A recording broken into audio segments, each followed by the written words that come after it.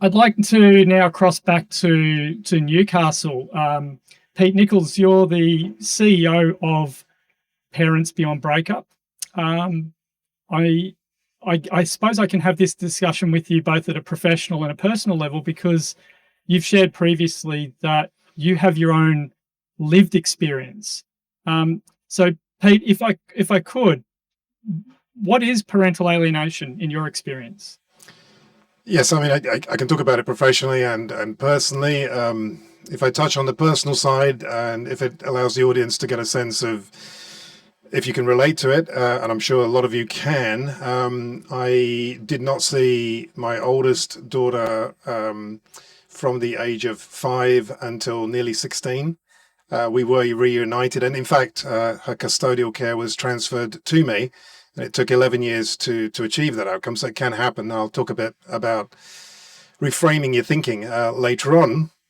But we have the best relationship ever now. She's now 28, but I haven't seen my now 19-year-old since she's 3. And we are fully alienated. So what is it to me? It is, I think, Elise kind of probably summed it up better than I ever will. It is a form of child abuse. That's the thing that I would say. There's no doubt in my mind it's a form of child abuse. More recently, and as Elise touched upon, it's a form of spousal abuse. We know that if you look at most domestic violence across the Western world, after physical violence, you start getting into the realms of social isolation and reputational damage. And I think the social isolation piece, to some extent, is what you're seeing play out here. I'm not sure that's fully the intent always. I think sometimes, as Elise has spoken about, you're dealing with people with mental health pathologies, and in their mind they are injured and they are affecting revenge for some perceived slight.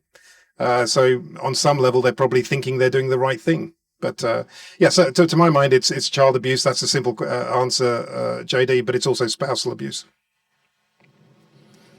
Yeah, and interesting that I can hear the empathy in both of your answer and Elise's at a level of understanding, which blows me away, given the lived experience. Pete, do you have a position on parental alienation in terms of evidence or research? What's your thoughts on that? Well, I'm going to bring it back to the personal there. I mean, I've survived it. Oh, well, not survived. It might not be the right way of putting it. I've experienced it myself. I know how insane the situation is. I think, again, Elise touched upon the fact that, you get false allegations. In my case, with one of my children, the oldest, there were over 60 allegations, which took years and years to overcome. And each one had to be demolished one time after another. And so, yes, it's abusive. But I've also experienced it directly firsthand. There is no one in the world that's going to tell me it doesn't exist, because I've experienced it. I've seen it. In my professional capacity at Parents Beyond Breakup, over this last 12 years, I've seen it hundreds, possibly thousands. I mean, I don't keep a count on it. We get so many emails every week. We have hundreds of people that turn up at our groups, both mums and dads, predominantly dads, but we see it in mums as well, as the victim of this in reverse. So I've seen it myself. I've seen it in thousands of others. And I think in terms of evidence, countries, US states at certain times have outlawed it and recognized it as a form of child abuse and spousal abuse. I think here in Australia, we're currently looking at South Australia is potentially looking at making it a crime. So in terms of what's the evidence for it? Well, countries have outlawed a crime, which according to some people doesn't even exist. That's my view on it. And from that place, Pete, what changes do you see that we need to make, and why? Back in, I think it was 2017, I gave evidence at a family law inquiry here in Australia. And at the time, I really struggled to summarize what I think needed to be done. But I don't think it's actually changed in my mind since then. My own background is in analytics within the world of organisational psychology, where we look at patterns of behaviour in groups of people. Almost sociology, but not quite. But the thing that I'm drawn to through my professional background in that area is, at a top level, the system of consequences and rewards across multiple professions is just wrong. There are rewards for doing the wrong thing in almost every profession we look at, and there are zero consequences for doing the wrong thing. And I think it's from the moment you're born, you learn how to behave within a particular culture because of what happens to you. You're either rewarded for something or there's a consequence for doing the wrong thing. It's astonishing to me that we have a system that rewards multiple different people, whether it's what the parent who's doing the work, whether it's the lawyers that work in it, whether it's the medicalized professionals, whether it's social services, whether it's schools. It nearly always rewards the wrong behavior. It nearly always nearly always incentivizes the wrong behavior. There's always some benefit that you get from doing the wrong thing.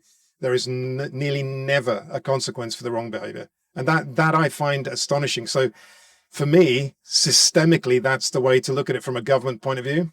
Where we do give advice as a charity, we're not activists, we're not campaigners, but we are advocates and we speak. That's been my argument. I don't know on a macro level what needs to be, on a micro level what needs to be done, but on a macro level, that's what needs to be looked at, in my opinion, anyway. Well, thank you, Pete. And what, as an audience, what can we do about it right now? Whether we're a parent or we're a professional in this field, what do you see that we can start doing right now? Okay, well, actually, that was useful. I'll break it down into parent and professional. As a parent, drawing on my own experience and that which we've seen at Parents Beyond Breakup, I would say there are things that I've learned. One of them is that children do not stay children forever. I think Elise is a perfect example of that. My eldest daughter is a perfect example of that. People grow up. They're not always children. I think when you're in the thick of it, sometimes you believe that you've lost that individual.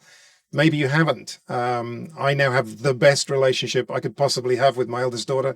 I doubt we would be as close as we were had we not been separated. So looking back on that cloud, it did have a silver lining for us. So part of it is reframing your thinking in terms of time, that there are no guarantees that you'll be reunited. There's no guarantees that the problems that have been created can be fixed, but there's a good chance of it. So as a parent, I'd say bide your time and plan for the future. That's what I do for my youngest now.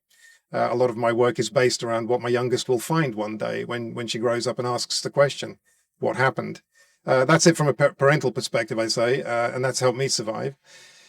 For professionals and parents, the one thing that does come to mind is this series of events is run every month in a different city, different experts, some international, some national. But it culminates this October on Parental Alienation Day here in Australia and New Zealand. And we will be announcing in due course, but not quite yet, there will be an opportunity for every parent who's impacted or their family, extended network, and all professionals come together at the culmination of this series of events, where you will be able to help us develop policy framework for the Australian and New Zealand government. So you can actually now take part in shaping what our future legislation and professional practices will look like. We've decided to do that purely because no one else was taking leadership in the sector and saying, right, we need to do this. So as individuals, whether you're anywhere in the, probably not anywhere in the world, but if you're in Australia or New Zealand, whether you're a professional, you're a parent, or you're just someone who sees other people affected, later this year, you will have an ability to actually provide insight and perspective and help us to actually develop a framework. I think that's quite a dramatic thing, and that's been born from my own experience of the frustration of seeing people talking about it, but nothing actually changing. So that's why we're driving that now.